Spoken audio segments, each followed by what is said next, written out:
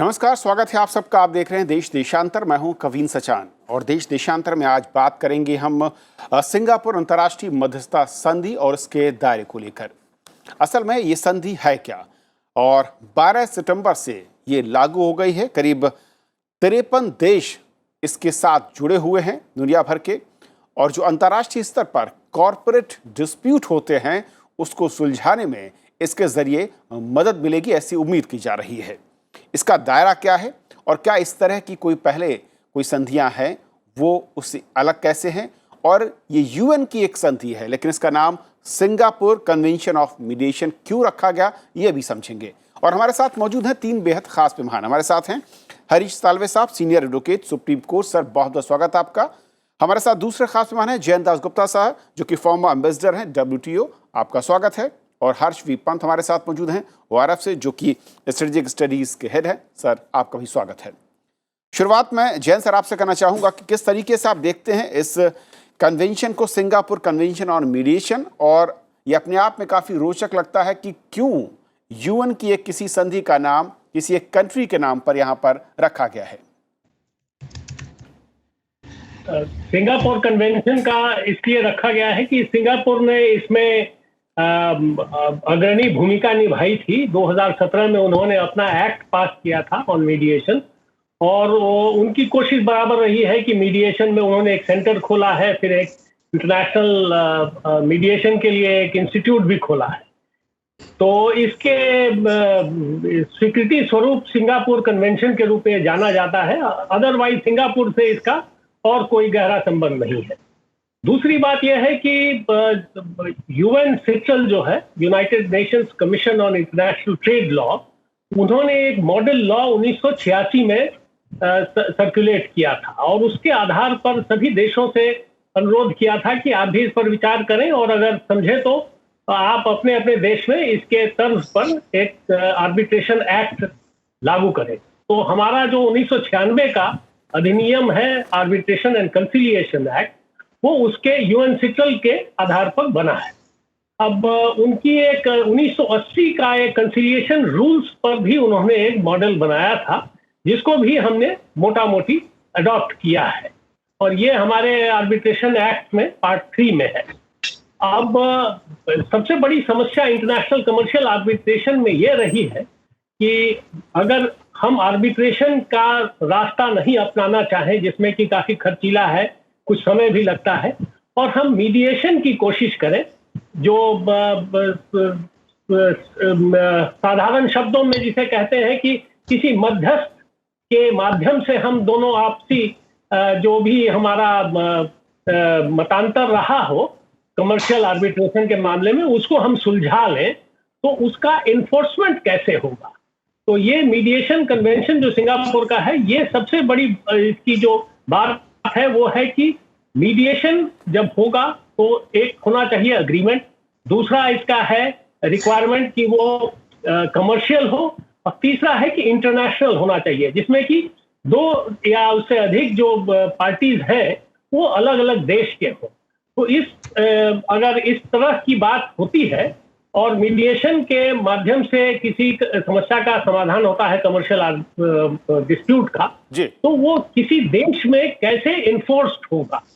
और जो सिग्नेटरीज हैं, कुछ एक्सेप्शंस को छोड़ करके, उन्होंने करार किया है इस पर दस्तखत करके इस कन्वेंशन पर कि वो अपने देश में इसको एक्सपीडिशियसली इस मीडिएशन सेटलमेंट को लागू करेंगे। ओके साल्वे सर, 2 पॉइंट मैं और समझना चाहूँगा आपके जरिए। पहला ये कि इस वक्त जो हमारे पास अलग अलग ट्रीटी या फिर इस तरीके के मीडिएशन के जो रूल्स या फिर ट्रीटी मैं कहूँ कि हैं, उससे ये किस तरीके से अलग है, इसकी आज कोविड के इस पूरे के पूरे दौर में इसकी ज़रूरत और इसका इम्पैक्ट अगर कहूँ मैं कि भारत जैसे देश में किस तरीके से नज़र आएगा। हमारा जो कानून बना था 1996 में, उसमें मीडिएशन के प्रोविजंस थे। मीडिएशन का मतलब ये होता है कि एक, जैसे अभी दासगुप्ता साहब ने बताया, एक मीडिएटर को अपॉइंट किया जाता है, वो दोनों पार्टीज को बुला के कोशिश करता है कि जो डिफरेंसेस हैं उनका रेजोल्यूशन निकाला जाए। मैंने हम लोगों ने यहाँ देखे हैं मीडिएशंस काफ़ी सक्सेसफुल होते हैं कमर्शियल ऑर्गेनाइजेशन में, क्योंकि अनलाइक इंडिया बाहर देशों में लोगों को ये लिटिगेशन लास्ट रिजॉर्ट लगता है। यहाँ लिटिगेशन का खर्चा भी बहुत पड़ता है और कॉस्ट भरने पड़ते हैं अगर गलत क्लेम लाए तो हमारे कोर्ट्स में तो काफ़ी कुछ भगवान भरोसे चलता है। यहाँ वैसा नहीं चलता। यहाँ अगर आपने एक गलत प्लीडिंग फाइल कर दी तो उस पर कॉस्ट लग जाता है। तो बिजनेस ऑर्गेनाइजेशंस को भी ये लगता है कि बैठ के फैसला कर लिया जाए वो बेहतर है, तो उसको मीडिएशन कहते हैं। डोमेस्टिक स्तर पे मीडिएशन के प्रोविजन तो थे। अब इंटरनेशनल मीडिएशन का ये होता है कि अगर दो कंपनियां हैं दो अलग देशों की और उनमें भेद आ जाए किसी कॉन्ट्रैक्ट पे और उसका मीडिएशन हो, मीडिएटर का अवार्ड आए। आर्बिट्रेशन का अवार्ड एडजुडिकेशन पे होता है, यानी केस सुन के उसका एक कानूनी फैसला, जज की जगह आर्बिट्रेटर बैठते हैं और वो फैसला सुनाते हैं। मीडिएटर फैसला नहीं सुनाते। मीडिएटर दोनों पार्टियों को करीब ला के उनके डिफरेंसेस रिजॉल्व करके एक कॉमन प्लेटफॉर्म ला के पार्टियों को मिलाते हैं। उसके बाद एक मीडिएशन का जो सेटलमेंट होता है वो सेटलमेंट अग्रीमेंट होती है। दिक्कत ये थी इसके पहले कि अगर सेटलमेंट अग्रीमेंट हो और एक पार्टी उसको ब्रीच कर दे, उसको भंग कर दे, उसको रिस्पेक्ट नहीं करे, तो उसका फिर शुरू होता था लिटिगेशन कि सूट फाइल करो या फिर आर्बिट्रेशन शुरू करो। अब ये डायरेक्ट इन्फोर्समेंट का प्रोविजन हो गया कि दो दूसरे, अगर हम कानून बदलेंगे तो उससे ये हो जाएगा कि दो अगर अलग अलग देशों के भी पार्टीज हों और उनमें जो मीडिएशन का अग्रीमेंट हो और मीडिएटर उसको ऑथेंटिकेट करे, तो वो अग्रीमेंट ही अवार्ड के जैसे इन्फोर्स होगा। ओके। तो ये इसका एक पूरा एक टियर इसमें से स्लाइस ऑफ हो जाता है लिटिगेशन का। ये इसका बहुत एडवांटेज हो सकता है अगर हम इसका एडवांटेज लेना चाहें तो। और क्या मौजूदा समय में सर इस तरह का कोई इंटरनेशनल लॉ या ट्रीटी या फिर इस तरह का कोई मीडिएशन का रूल हमारे सामने नहीं है या फिर उतना प्रभावी नहीं रहा? नहीं, मीडिएशन के लिए नहीं, इंटरनेशनल आर्बिट्रेशन के लिए तो है हमारे पास रूल। अब वो चलता है जिस तरीके से चलता है। दिक्कत यह है, हम लोगों ने तो कई बार पब्लिकली कहा है कि इंडियन कोर्ट्स काफ़ी इंटरवेंशनिस्ट्स होते हैं। तो इंटरनेशनल अवार्ड में भी जहाँ इंटरफेयर नहीं करना चाहिए, काफ़ी इंडियन कोर्ट्स उसको एक स्क्रूटिनी उसकी कर लेते हैं। तो वो एक माइंडसेट चेंज अभी आना है। बाहर के देशों में, यूके में हो, सिंगापुर के कोर्ट्स में हो, मैं तो दोनों कोर्ट्स में अपीयर हो चुका हूँ। यहाँ तो अवार्ड चैलेंज करना इन्हें नामुमकिन ही होता है। कोई अगर बहुत बड़ी गलती नहीं हो तो वो तो कोई अवार्ड के पीछे देखता ही नहीं। तो ये एक माइंडसेट चेंज लाना चाहिए। पर ये मीडिएशन का भी अगर आएगा तो इसमें भी ऑब्जेक्शंस हैं, कुछ ग्राउंड्स पे ऑब्जेक्ट कर सकते हैं। तो इसमें कोर्ट्स को इसको ये अव्वल तो पहले कानून बनेगा और उसके बाद कोर्ट्स को इसको रिगरसली इन्फोर्स करना चाहिए। तब तो लोगों को ये लगेगा कि भाई ये काम की चीज़ है जो इफेक्टिव है, इन्फोर्सेबल है, खर्चा बचता है जिससे, और सबसे बड़ी चीज़ ये कि एक फाइनलिटी होनी चाहिए इसमें। ये नहीं कि जो मीडिएशन है ये लिटिगेशन का पहला स्तर बन जाए। ओके। एक सर पॉइंट और उसके बाद मैं अगले पैनलिस्ट पर जाना चाहूँगा कि क्या इस मीडिएशन के इस कन्वेंशन को लागू करने के लिए भारत में, जैसे कि आपने अदालतों का जिक्र किया, हमें कोई गाइडलाइंस या फिर यहाँ पर इंटरनल जो हमारी नियम है या कायदे कानून है उसमें कुछ बदलाव करने की ज़रूरत होगी अगर हम इसके बेस्ट पॉसिबल रिजल्ट हम उम्मीद करें तो?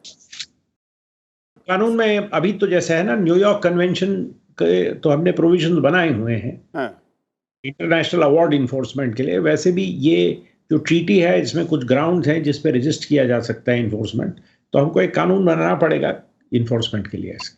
ओके हर्ष, क्योंकि जिस तरीके से हम देखें जो इंटरनेशनल लेवल पर सेटलमेंट है कॉरपोरेट डिस्प्यूट्स को लेकर, और कहा जाता है कि कुछ देश हैं जहां पर इस तरह के डिस्प्यूट्स बहुत ज़्यादा होते हैं, अदालती दखल बढ़ जाता है और उसके बाद जो अंतर्राष्ट्रीय कंपनियां हैं उनके बिजनेस में इसका इम्पैक्ट होता है और वो डरती हैं उन देशों में बिजनेस करने या वहाँ पर निवेश करने को लेकर।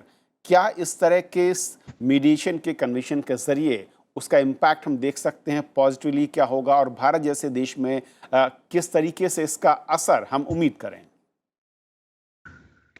कविंद्र, दो चीज़ें मैं कहना चाहूँगा जो मैं I am not a scholar of international law, तो मैं लॉ तो साल्वे साहब और दासगुप्ता साहब ज़्यादा बता पाएंगे। जी। लेकिन इसका जो अंतर्राष्ट्रीय राजनीति के इस परिप्रेक्ष्य में अगर आप देखें तो दो चीज़ें हो रही हैं। एक तो ये है कि जो कॉर्पोरेट सेक्टर है वो हमेशा स्टेबिलिटी चाहता है, फाइनलिटी चाहता है।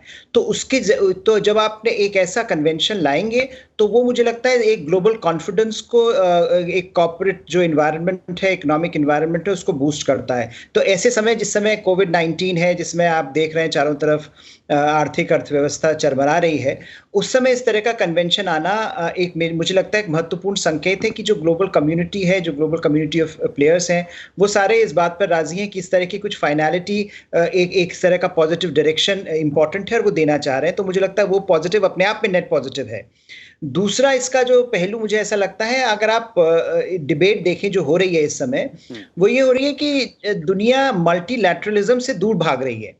मल्टीलैटरलिज्म, जो पुराना मल्टीलैटरलिज्म था, उससे उसके जो नेगेटिव डिविडेंड्स ज़्यादा लोगों को दिख रहे हैं। तो जो आप डिबेट देखें, चाहे वो डीग्लोबलाइजेशन की हो या वो इंटरनेशनल इंस्टीट्यूशन से रिलेटेड हो, कोविड-19 के बाद जिस तरह का माहौल दुनिया भर में बना हुआ है, WHO को लेकर, WTO को लेकर, उसके चलते मुझे लगता है ये कन्वेंशन एक बहुत इंपॉर्टेंट मैसेज दे रहा है कि अभी भी जो देश हैं, अगर वो साथ काम करेंगे तो मुझे लगता है इकोनॉमिक जो आउटपुट है, इकोनॉमिक जो एक अपॉर्चुनिटी है, वो ज़्यादा बढ़ के आएगी। तो उसमें जो देश, चाहे वो जो कमज़ोर देश हैं वो हो, या जो उभरती हुई शक्तियाँ जैसे चीन, भारत और अमेरिका, जो तीन इंपॉर्टेंट पिलर्स हैं ग्लोबल इकोनॉमी के, उन्होंने इसको ये इस कन्वेंशन को साइन कर दिया है। तो कहीं पर वो, अगर आप उस मापदंड से इसको देखते हैं, तो दोनों मापदंडों पर मुझे लगता है इंपॉर्टेंट एक कन्वेंशन है, एक सिग्नलिंग है ग्लोबल इंटरनेशनल इकोनॉमिक कम्युनिटी के लिए, ग्लोबल कॉर्पोरेट सेक्टर के लिए, कि एक तरह से फाइनलिटी, एक स्टेबिलिटी उनको मिल रही है। दूसरी तरह से इंटरनेशनल मल्टीलैटरल फ्रेमवर्क्स के लिए, कि जो मल्टीलैटरलिज्म चरमरा रहा है, उस चरमराती भी एक व्यवस्था को आपने फिर से एक नया मोड़ देने की कोशिश करी, और जिसका दूरगामी काफी प्रभाव हो सकता है। ओके। जिस तरीके से दासगुप्ता सर जो ओवरऑल नज़र आता है, और जिसका एक इशारा किया साल्वे साहब ने, कि कई देशों में, भारत जैसे देशों में भी डिस्प्यूट जब बढ़ता है तो अदालती रास्ता पहले अख्तियार कर लेती हैं कंपनियां फिर लोग, और उसका इम्पैक्ट अगर मैं इकनॉमी या फिर इन्वेस्टमेंट पर देखूं तो काफ़ी ज़्यादा नज़र आता है जो ट्रेंड है। क्या इसको सहूलियत देने के लिए हमें अपने इन्वायरमेंट, जो कि लीगल इन्वायरमेंट है, वहाँ पर कुछ सपोर्ट सिस्टम इस तरीके का करना पड़ेगा, सोच बदलनी होगी? क्योंकि आप WTO में रहे हैं और इंटरनेशनल लेवल पर अगर इस तरीके की चीज़ों को हमें प्रोत्साहित करना है तो शायद हमें अपना नज़रिया और जो दखल देने की प्रवृत्ति है उन दोनों को बदलना होगा। जी हाँ, आपने सही कहा कविंद्र जी। ये मीडिएशन का जो एक रास्ता है, ये लिटिगेशन, आर्बिट्रेशन और मीडिएशन, ये तीन स्तर है, और मीडिएशन उसमें सबसे सहज और सरल स्तर है, जिसमें दोनों पक्ष आपस में मध्यस्थ के सामने अपना सेटलमेंट जो भी होता है उस पर दस्तखत करते हैं, और उसको फिर एनफोर्स करने की बात होती है किसी एक देश में।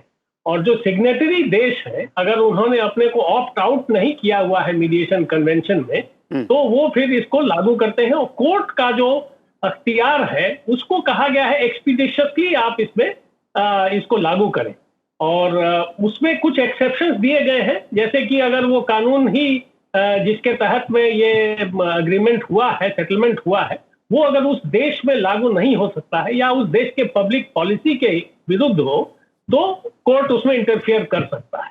या मीडिएटर के बारे में, मध्यस्थ के बारे में अगर कोई उंगली उठाई जाती है, उनके इंटरेस्ट के बारे में कि सेटलमेंट में उनका भी इंटरेस्ट है, तो कई उसमें इस तरह के ग्राउंड है।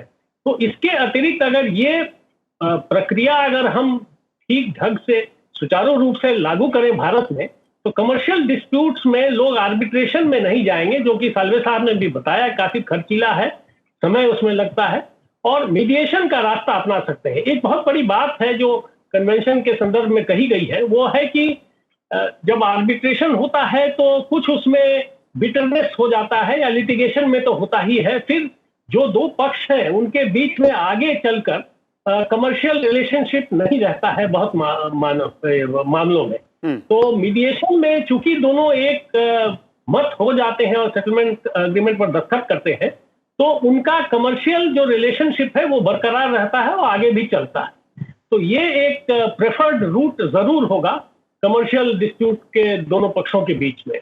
और इसमें जैसे हर्ष जी ने भी कहा, इसमें फॉरेन डायरेक्ट इन्वेस्टमेंट जो आने की बात है उसको एक एनकरेजमेंट मिलेगा, उसमें एक लगेगा कि एक बाधा जो है उसको दूर किया गया है।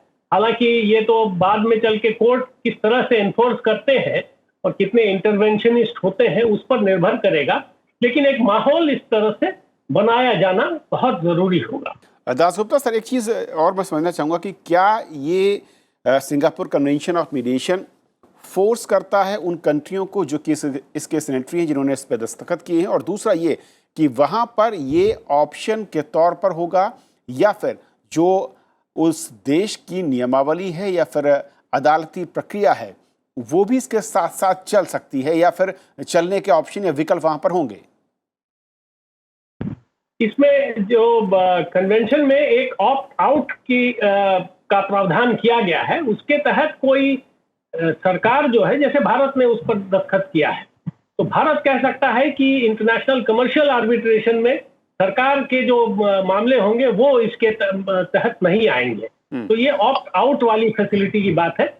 मान लिया कोई प्राइवेट कंपनी है भारत की और कोई सिंगापुर की है, उन दोनों के बीच में मीडिएशन हो सकता है, वो भारत में इन्फोर्सेबल होगा। लेकिन भारत सरकार और सिंगापुर की कंपनी में अगर कोई डिस्प्यूट आता है तो उसका मीडिएशन भारत में इन्फोर्सेबल नहीं होगा। ये ऑप्ट आउट का प्रोविजन है। उसी प्रकार ऑप्ट इन का है कि अगर दो पक्ष जो है, जैसे कि भारत और सिंगापुर के बीच के ही दो प्राइवेट कंपनियां हैं, वो कहती हैं कि साहब हम इसमें इस कन्वेंशन के तहत हम मीडिएशन में शामिल हों, तो ये ऑप्ट इन वाली बात है, ये भी अलाउड है, इस तरह का भी प्रावधान किया गया है। ओके साल्वे सर, अगर इसकी टेक्निकलिटीज़ को थोड़ा समय और आसान शब्दों में जो कानूनी भाषा है उसके ज़रिए आम दर्शकों तक समझना चाहूँ कि क्या ये कंपलसरी हो जाता है उन देशों के लिए जो कि इसके हस्ताक्षर करता हैं, जिन्होंने जो इस एग्रीमेंट के साथ जुड़े हुए हैं, और दूसरा ये कि ऐसे में अदालती जो दखल है वो किस हद तक रुकेगा, ये रोका जा सकता है, या उसके लिए हमें अलग से कुछ फ्रेमवर्क चाहिए होगा? नहीं, ये दो चीज़ें अलग हैं। एक बार जब ट्रीटी का जो लेवल होता है तो ट्रीटी में देश साइन करते हैं, उसमें ट्रीटी साइन करते वक्त जैसे दासगुप्ता साहब ने कहा कुछ कॉन्ट्रैक्ट को आप ऑप्ट आउट कर सकते हैं कि इस किस्म के कॉन्ट्रैक्ट इस कानून से कवर नहीं होंगे। कुछ आप ऑप्ट इन कर सकते हैं कि अगर वो ट्रीटी में नहीं भी हो तो हमारे इसमें कवर्ड होंगे। वो करने के बाद जिसको कहते हैं डोमेस्टिक लेजिस्लेशन बनाना पड़ता है। तो जैसे न्यूयॉर्क कन्वेंशन बना था अंतर्राष्ट्रीय आर्बिट्रेशन अवार्ड्स इन्फोर्स करने के लिए, तो उसके लिए कानून बनाया।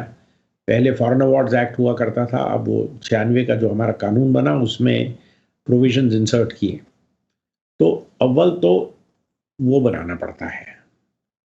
दूसरा कि कानून बनाने के बाद उसके जो ग्राउंड्स होते हैं चैलेंज करने के लिए वो भी कानून में डालने पड़ते हैं। मीडिएशन को जहाँ तक मेरी समझ है कि कन्वेंशन के, कि जैसे अवार्ड को कई ग्राउंड्स होते हैं, पब्लिक पॉलिसी वगैरह है, मीडिएशन की एग्रीमेंट चैलेंज करने में और काफ़ी नैरो हो जाएगा, तो वो चैलेंज इतना इजी नहीं होगा। मीडिएशन का सबसे बड़ा प्रॉब्लम ये है, आर्बिट्रेशन तो ऐसा है जब बड़े कंपनियां साइन करती हैं तो आजकल सब लोग आर्बिट्रेशन क्लॉज के लिए तो राजी हो जाते हैं, पर आर्बिट्रेशन जब शुरू होने वाला होता है तो हमने देखा खूब झगड़ा होता है कि आर्बिट्रेशन हो नहीं हो, एक पार्टी अपॉइंट करेगी दूसरी अपोज करेगी। उस माइंडसेट से अगर कॉरपोरेट्स चले तो फिर मीडिएशन फेल हो जाएगा, क्योंकि मीडिएशन में दोनों को मिल के फैसला करना पड़ता है। मीडिएटर असिस्ट करता है, मीडिएटर फैसला नहीं सुना सकता। आज के ज़माने में मैंने देखा है, ख़ास करके बड़ी जो अंतर्राष्ट्रीय कंपनी है, कोविड के बाद सबकी फाइनेंशियल कंडीशन और कैश फ्लो स्ट्रेस में थे, तो जिसको कहते हैं लिटिगेशन एक लग्जरी है जिसके लिए nobody has an appetite just now. कोई किसी को शौक नहीं अभी लिटिगेशन करने का। वैसे भी मैंने देखा है बड़ी अंतर्राष्ट्रीय कंपनियों का आजकल ज़्यादातर जहाँ तक अवॉइड हो सके वो लिटिगेशन अवॉइड करना चाहती हैं। मुझे तो मालूम है 2-3 बड़े केस जो हमारे आर्बिट्रेशन चल रहे हैं भारत सरकार के खिलाफ हैं, वो तो कंपनी ऑफर करती रहती है कि चलो हम इतना देंगे ख़त्म करो, हम उतना देंगे ख़त्म करो। दिक्कत यह है सरकारी कॉन्ट्रैक्ट्स में सरकार की तरफ से मानने वालों को बहुत प्रॉब्लम हो जाती है, पर प्राइवेट कंपनीज में ये प्रॉब्लम नहीं होता। तो यहाँ कई बार हमने देखा है मीडिएशन रिजॉल्व हो जाता है।